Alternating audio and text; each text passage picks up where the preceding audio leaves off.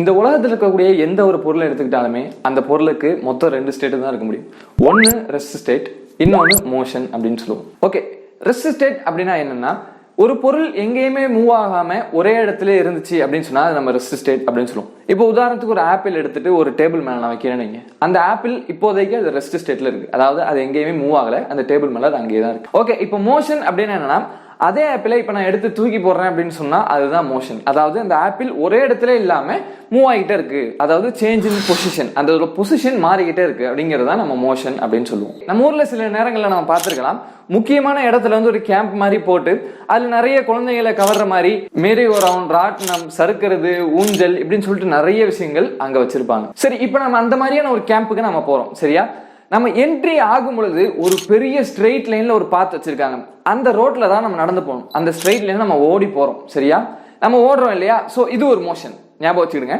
ரெண்டாவது என்ன பண்றோம் அப்படின்னு சொன்னா, உள்ள போனதோட ஒரு ராட்டினம் இருக்குது, ரொம்ப பெரிய ஜெயண்ட் ராட்டினம் அப்படின்னு சொல்றாங்க. சரி, அதில் சுத்த ஆசையா இருக்கு அப்படின்னு சொல்லிட்டு நாமளும் அதுல ஏறி டிக்கெட்டுக்கு காசு கொடுத்து அதுல ஏறி நம்ம அப்படியே சுத்துறோம். சோ இப்பயும் நம்ம ஒரே இடத்துல இல்லை இல்லையா, நம்ம சுத்திக்கிட்டு இருக்கோம். சோ இதுவும் ஒரு மோஷன் தான். சோ ஃபர்ஸ்ட் வந்து ஸ்ட்ரெயிட் லைன்ல போன அந்த மோஷன், செகண்ட் ராட்டினத்துல சுத்தினது. சரி, அது ரொம்ப போர் அடிச்சு அப்படின்னு சொல்லிட்டு இறங்கிட்டு அப்படியே போயிட்டு இருக்கோம். போற வழியில பார்த்தா ஒரு ஊஞ்சல் இருக்குது, ஊஞ்சல் இருக்குதே, சரி இல்லை நம்ம விளாடலாமே அப்படின்னு சொல்லிட்டு மறுபடியும் ஊஞ்சல் உட்காந்து அதுல கொஞ்ச நேரம் விளாடுறோம். இப்பயும் நம்ம மோஷன்ல தான் இருக்கும், ஒரே இடத்துல இல்லை இல்லையா. சோ மூணாவது மோஷன். நாலாவதா என்ன பண்றோம் அப்படின்னு சொன்னா, ஓகே ரொம்ப போர் அடிக்குது, என்ன பண்றேன்னு தெரியல அப்படின்னு சொல்லிட்டு ஒரு 4-5 ஃப்ரெண்ட்ஸோட நம்ம போயிருந்தோம்னா நம்ம சேர்ந்து வச்சு, சரி வா நம்ம ஓடி பிடிச்சி விளாடலாம், இல்லைன்னா கண்ணாமூச்சி விளாடலாம் அப்படின்னு சொல்லிட்டு நம்ம சொல்லுவோம். சரி ஓடி பிடிச்சி விளாடுறோம் அப்படின்னு சொல்லிட்டு வச்சுக்கோம். இப்பயும் நாம வந்து மோஷன்ல தான் இருக்கும், அதாவது ரேண்டமா அங்க எங்கேயும் மூவ் ஆயிட்டே இருக்கும். இது ஒரு கைண்ட் ஆஃப் மோஷன். சோ ஒவ்வொன்றுமே ஒவ்வொரு டிஃபரெண்டான மோஷன் அப்படிங்கிறது நமக்கு தெரிய வருது இல்லையா.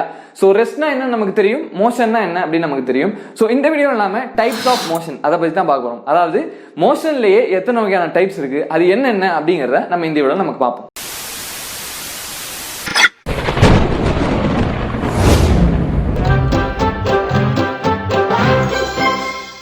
டைப்ஸ் ஆஃப் மோஷன் அதுக்குள்ள போறதுக்கு முன்னாடி இந்த மோஷன் அப்படிங்கிற சாப்டர் ஏன் ரொம்ப முக்கியமான சாப்டர் அப்படிங்கறத நம்ம தெரிஞ்சுக்கிட்டே ஆகும். காரணம் என்ன அப்படின்னு கேட்டீங்கன்னா, இந்த மோஷன் அப்படிங்கிற இந்த சாப்டர்ல நம்ம இப்ப படிக்கக்கூடியதுதான் ஒரு பேசிக். இந்த பேசிக்கை வச்சுட்டு தான் அதுக்கு மேல பில்டிங் எடுக்க முடியும் அப்படின்னு சொல்லுவாங்க இல்லையா. சோ இந்த பேசிக் வச்சுட்டு தான் நம்ம எந்த ஒரு ஃபீல்டுக்குள்ள போறதா இருந்தாலும் இது ரொம்பவே யூஸா இருக்கும். அது ஏரோநாட்டிக்கல் சயின்ஸா இருக்கலாம், இல்ல ராக்கெட் சயின்ஸா இருக்கலாம், எங்க போனாலுமே இந்த மோஷன்ங்கிறது ரொம்பவே முக்கியமான விஷயம். காரணம் என்ன அப்படின்னு கேட்டீங்கன்னா, எல்லா பொருளுமே மோஷன்ல தான் இருக்கு. என்னது, எல்லா பொருளும் மோஷன்ல இருக்கா? எங்க வீடு எங்க ஊர்ல இருக்க தெருவுல தானே இருக்கு, அது என்ன நகர்ந்தா போயிட்டு இருக்கு அப்படின்னு சொல்லிட்டு உங்களுக்கு ஒரு கேள்வி வரலாம். இங்க இருந்து நாம பாக்குறதுக்கு நம்ம வீடு வேணா இதே இடத்துல இருக்க மாதிரி இருக்கும். ஆனா இப்ப நம்ம ராக்கெட்ல இருக்கிறோம் நீங்களேன், ராக்கெட்ல இருந்து நம்ம இந்த உலகத்தை விட்டு வெளியே போயிட்டோம். உலகத்தை விட்டு வெளியே போனதுக்கு அப்புறம் நம்ம பார்த்தோம் அப்படின்னு சொன்னா, நம்மளுடைய வீடா இருக்கட்டும், இந்த உலகத்துல இருக்கக்கூடிய எல்லா பொருளுமே நகர்ந்துகிட்டே தான் இருக்கு, அதாவது மோஷன்ல இருந்துகிட்டே தான் இருக்கு. சோ எங்கேருந்து பாக்குறோம் அப்படிங்கறத பொறுத்து தான் அது மோஷன்ல இருக்குதா இல்லையா அப்படிங்கறது தெரியும்.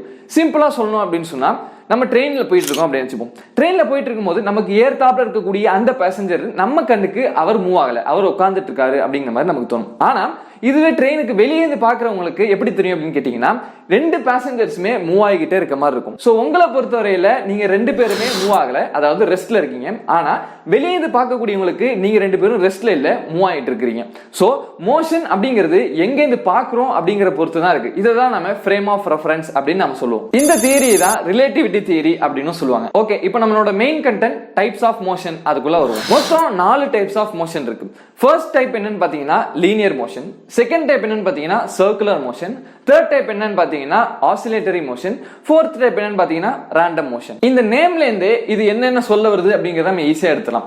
லீனியர் மோஷன் அப்படிங்கிறதுனா என்னன்னா, நான் ஃபர்ஸ்ட் சொன்ன அந்த எக்ஸாம்பிளை வச்சு நம்ம இதை பார்த்தோம்னு சொன்னா நம்ம ஈஸியா விளங்கிக்கலாம். சோ ஃபர்ஸ்ட் நம்ம அந்த கேம்ப்புக்குள்ள என்ட்ரி ஆகும்போது ஒரு ஸ்ட்ரெயிட் பாத், பெரிய பாத்துக்குள்ள தான் நம்ம அப்படியே ஓடி போயிட்டு அந்த கேம்ப்புக்குள்ள என்ட்ரி ஆகணும்னு சொன்னோம் இல்லையா. அந்த ஸ்ட்ரெயிட் பாத், அதுல நம்ம ஓடக்கூடிய அந்த மோஷன் தான் linear motion. So linear motion அப்படின்னா என்ன, மோஷன் இன் ஏ ஸ்ட்ரெயிட் லைன். சோ ஸ்ட்ரெயிட் லைன்ல மூவ் ஆகக்கூடியது தான் நாம லீனியர் மோஷன் அப்படின்னு சொல்றோம். ரெண்டாவது நம்ம என்ன பண்றோம், நேரா உள்ள போறோம், ஒரு பெரிய ராட்டினம் இருக்கு, அந்த ராட்டினத்துல நம்ம சுத்துறோம். ஓகேவா.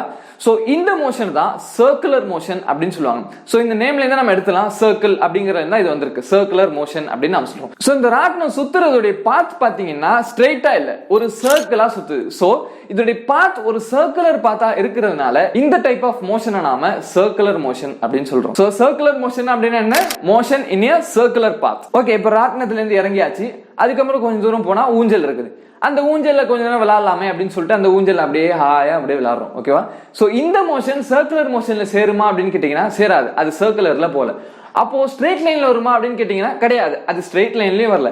அப்ப இது என்ன மோஷன் அப்படின்னு பாத்தீங்கன்னா இதை தான் நாம ஆசிலேட்டரி மோஷன் அப்படின்னு சொல்றோம். ஆசிலேட்டரி மோஷன் அப்படின்னா என்னன்னா, ஒரு இடத்துல இருந்து இன்னொரு இடத்துக்கு மூவ் ஆகுது, மறுபடியும் அதே இடத்துல இருந்து மறுபடியும் பழைய நிலைமைக்கே வந்து அப்படியே ரிவர்ஸ்ல மூவ் ஆகுது, மறுபடியும் அதே இடத்துல மறுபடியும் பழைய இடத்துக்கே வருது. சோ இதை தான் நாம ஆசிலேட்டரி மோஷன் அப்படின்னு சொல்லுவோம். அதாவது டு அண்ட் ஃப்ரோ மோஷன் அப்படின்னு சொல்லுவாங்க. இப்படி எங்கேயும் அங்கேயும் மூவ் ஆகக்கூடிய மோஷன் தான் நாம ஆசிலேட்டரி மோஷன் அப்படின்னு சொல்றோம். சரி, ஊஞ்சல் ஆடி இறங்கியாச்சு, இப்போ நம்ம என்ன பண்றோம், ஓடி பிடிச்சு விளையாடுறோம் இல்லையா?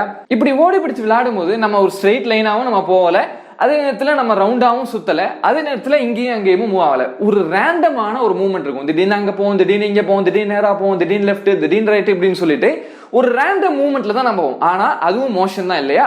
சோ இந்த மாதிரியான மோஷனை தான் நாம ரேண்டம் மோஷன் அப்படின்னு சொல்றோம். அதாவது இந்த மூணு கேட்டகரியுமே சேராத மோஷன் தான் ரேண்டம் மோஷன் அப்படின்னு நம்ம சொல்றோம். சோ அவ்வளவுதான் இன்னைக்கு வீடியோ. மோஷன் அப்படின்னா என்ன, அதோட டைப்ஸ் என்ன அப்படின்னு உங்களுக்கு நல்லா புரிஞ்சிருக்கும் அப்படின்னு நான் நம்புறேன். வீடியோ பிடிச்சிருந்துச்சு அப்படின்னு சொன்னா லைக் பட்டன், சப்ஸ்கிரைப் பட்டன், அப்புறம் கூட இருக்க அந்த பெல் ஐகானை பிரஸ் பண்ணி ஆல் அப்படிங்கறத பிரஸ் பண்ணீங்க. நெக்ஸ்ட் வீடியோல இன்னொரு இன்ட்ரெஸ்டிங்கான கண்டென்ட்டோட உங்களை வந்து மீட் பண்றேன்.